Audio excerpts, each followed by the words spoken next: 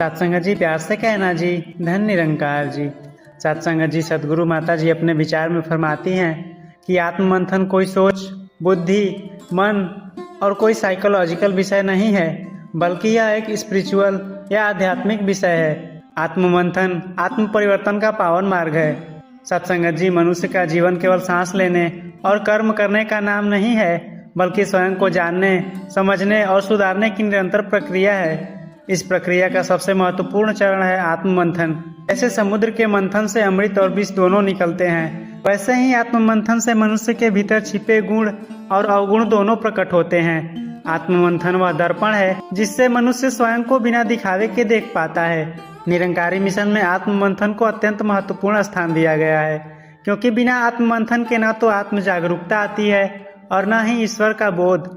जब तक मनुष्य अपने भीतर की अशुद्धियों को नहीं पहचानता, तब तक वह सच्चे अर्थों में निर्मल नहीं बन सकता। आत्म मंथन का अर्थ है अपने मन, विचार, भावनाओं और कर्मों का गहराई से विश्लेषण करना। यह स्वयं से ईमानदार संवाद है, जिससे न कोई बहाना चलता है और न कोई छल। आत्म मंथन में व्यक्ति स्वयं से प्रश्न करता है, मैं जैसा हूँ वैसा क्यों हूँ? मेरा विचार मुझे कहाँ ले जा रहे हैं? क्या मेरे कर्म मानवता के हित में हैं? आत्म मंथन का उद्देश्य स्वयं को दोषी ठहराना नहीं, बल्कि स्वयं को सुधारना है। आज का मनुष्य बाहरी संसार में तो बहुत सक्रिय है, लेकिन भीतर से खोखला होता जा रहा है। तनाव, अहंकार, ईर्ष्या, द्वेष और असंतोष इसका परिणाम है। आत्म मंथन इसलिए आवश्यक है क्योंकि यह अहंकार को तोड़ता है, यह मन को शुद्ध करता है, यह विवेक को जागृत करता है, यह ईश्वर से जुड़ने का मार्ग प्रशस्त करता है, यह जीवन को संतुलन प्रदान करता है। संत कहते हैं, जिसने स्वयं को जान लिया, उसने प्रभु को जानने की दिशा में पहला कदम रख दिया। ईश्वर को निराकार, सर्वव्यापी और साक्षात माना गया है। जब यह बोध होता है कि वही निरंकार हर हृदय में विराजमान है, तब आत्म मंथन सहज हो जाता है। जब हम जानते हैं कि मेरे हर विचार और कर्म का साक्षी वही निरंकार है, तब हम स्वयं से झूठ नहीं बोल पाते। यही आत्म मंथन की सच्ची शुरुआत है। एक व्यक्ति अपने पद और धन का अत्यधिक गर्व करता था। वह दूसरों को तुच्छ समझता था और हर बात में स्वयं को श्रेष्ठ मानता। सत्संग में निरंकार का बोध मिलने के बाद उसने आत्म मंथन शुरू किया। उसने स्वयं से प्रश्न किया, क्या मेरा पद मुझे मनुष्य से ऊपर बनाता है? धीरे धीरे उसे यह समझ आया कि यह सब क्षणभंगुर है। यह आत्म मंथन उसके अहंकार के विष को बाहर लाया और विनम्रता का अमृत प्रदान किया। मन की अशुद्धि ही दुख का मूल कारण है। जब तक मन में विकार है, तब तक शांति संभव नहीं है। आत्म मंथन मन की सफाई की प्रक्रिया है। सतगुरु कहते हैं, मन मंदिर है, इसमें यदि द्वेष और अहंकार भरे हों तो प्रभु का वास कैसे होगा? एक महिला को छोटी छोटी बातों पर अत्यधिक क्रोध आता था। वह बाद में पछताती भी थी। सत्संग के प्रभाव से उसने आत्म मंथन करना आरंभ किया। हर क्रोध के बाद वह स्वयं से पूछती, क्या यह व्यवहार निरंकार को स्वीकार्य है? धीरे धीरे उसका क्रोध कम होने लगा। यह आत्म मंथन उसके जीवन में शांति लेकर आया। रिश्तों में कटुता का कारण प्रायः आत्म मंथन का अभाव होता है। हम दूसरों की गलतियां देखते हैं, पर अपनी नहीं। आत्म मंथन हमें अपनी भूमिका समझने की दृष्टि देता है। जब हमें अस्वीकार करते हैं कि सामने वाला भी उस निरंकार की रचना है, तब व्यवहार स्वतः बदलने लगता है। एक युवक अपने माता पिता से हमेशा असंतुष्ट रहता था। उसे लगता था कि वे उसे समझते नहीं। सत्संग के पश्चात उसने आत्म मंथन किया। उसने पाया कि समस्या माता पिता में नहीं, उसकी अपेक्षाओं में थी। यह बोध आते ही उसका व्यवहार बदला और घर का वातावरण मधुर हो गया। सत्संग जी, आइए हम जानते हैं कि आत्म मंथन के साधन क्या क्या हैं। सत्संग, सिमरन, सेवा और स्वावलोकन, ये सभी आत्म मंथन के साधन है। सत्संग आत्म मंथन की प्रेरणा देता है। सिमरन निरंकार का स्मरण मन को स्थिर करता है। सेवा अहंकार को गलाती है और दिन के अंत में अपने कर्मों का मूल्यांकन ही स्वावलोकन है। ये सभी आत्म मंथन के ही साधन है। सेवा केवल बाहरी कर्म नहीं, बल्कि भीतर के भाव का प्रतिबिंब है। जब सेवा के दौरान आत्म मंथन होता है, तब सेवा निष्काम बनती है। निरंकारी सेवा का उद्देश्य है मैं नहीं, तू ही तू। आत्म मंथन जीवन को जड़ से बदल देता है। जो व्यक्ति कल तक दूसरों को दोष देता था, आज वह स्वयं को सुधारने लगता है।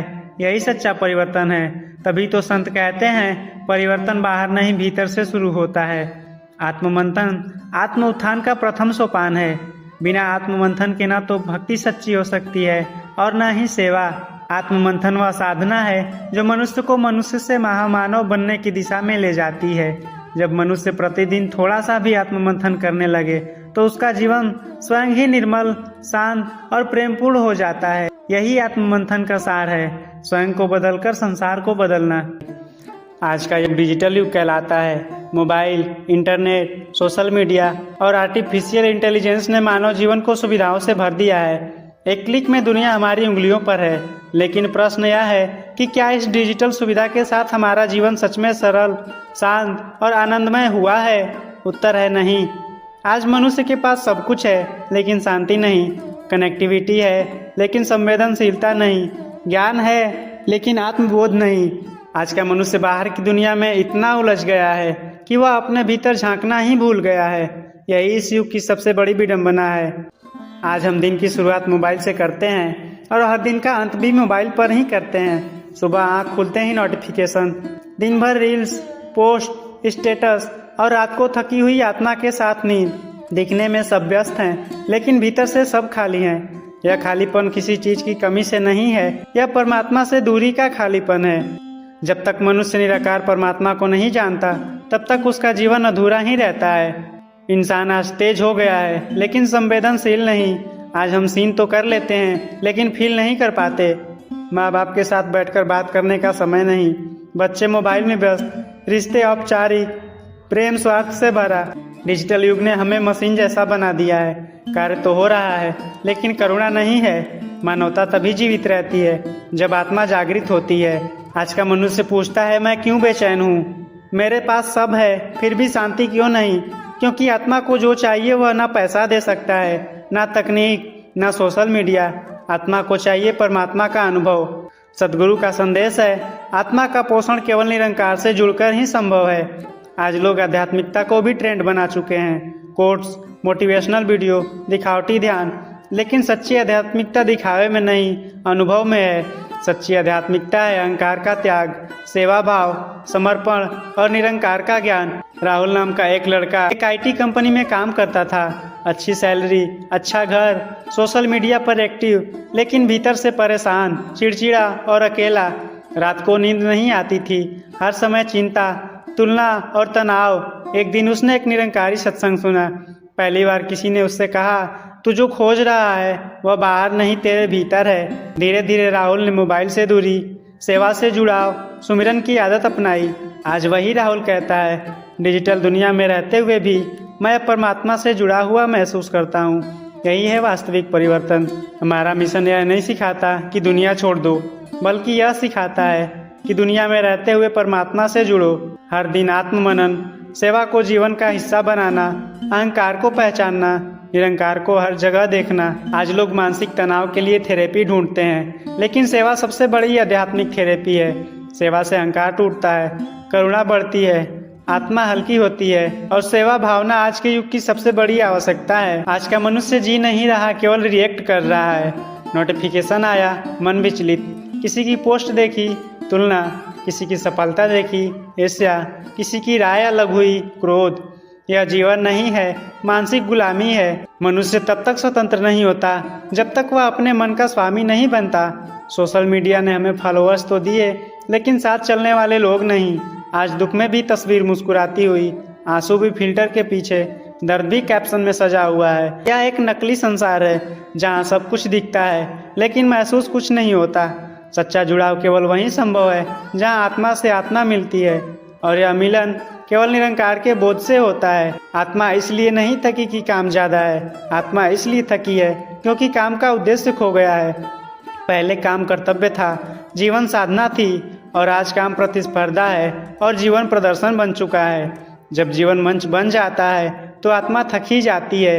हमारा मिशन कोई बाहरी क्रांति नहीं सिखाता, यह भीतर की क्रांति है।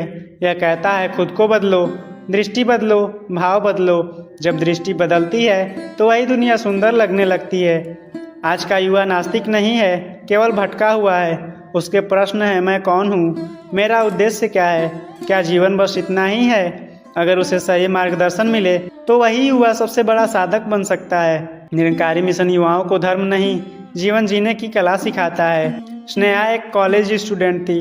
दिन भर इंस्टाग्राम, रात भर चिंता खुद को दूसरों से कम आंकना, शरीर को लेकर असंतोष, मन में अकेलापन। एक दिन उसने एक वाक्य सुना, तू जैसा है वैसा ही परमात्मा की रचना है। यह वाक्य उसके लिए दर्पण बन गया। धीरे धीरे उसने आत्म स्वीकृति सीखी, सेवा से जुड़ी, सुमिरन को अपनाया। आज नेहा कहती है, मैं अब खुद से लड़ती नहीं, खुद को समझती हूँ। यही है आध्यात्मिक उपचार। आज शांति बाहर नहीं मिलेगी, क्योंकि बाहर शोर ही शोर है। शांति मिलेगी एकांत में, सुमिरन में, आत्मा के संवाद में। सुमिरन कोई मंत्र नहीं, यह स्मरण है कि परमात्मा हर समय हमारे साथ है। आज परिवार साथ रहता है, लेकिन एक दूसरे के भीतर नहीं रहता। सब एक कमरे में, लेकिन सब अलग अलग दुनिया में। इसीलिए निरंकारी मिशन कहता है, सुनना, समझना, स्वीकार करना। जब घर में निरंकार बसता है तो घर मंदिर बन जाता है। आज दुनिया को उपदेश नहीं, उदाहरण चाहिए। सेवा वह भाषा है जिसे हर दिल समझता है। निरंकारी विचार तकनीक का विरोध नहीं करता, यह संतुलन सिखाता है। मोबाइल हाथ में हो लेकिन मन में नहीं, सोशल मीडिया पर रहो लेकिन आत्मा से दूर नहीं। अगर आज हमने आत्मा को नहीं जगाया तो आने वाली पीढ़ी के पास साधन तो होंगे लेकिन संस्कार नहीं। इसलिए आज की सबसे बड़ी सेवा है आत्म जागृति। डिजिटल दुनिया से बाहर निकलना जरूरी नहीं, जरूरी है भीतर लौटना। निरंकार कोई दूर बैठा ईश्वर नहीं, वह हर श्वास में, हर संबंध में और हर सेवा में विद्यमान है। जब मनुष्य अपने भीतर परमात्मा को पहचान लेता है तो बाहरी दुनिया अपने आप सुंदर हो जाती है। सत्संगत जी प्यार से कहना जी, धन्य निरंकार जी।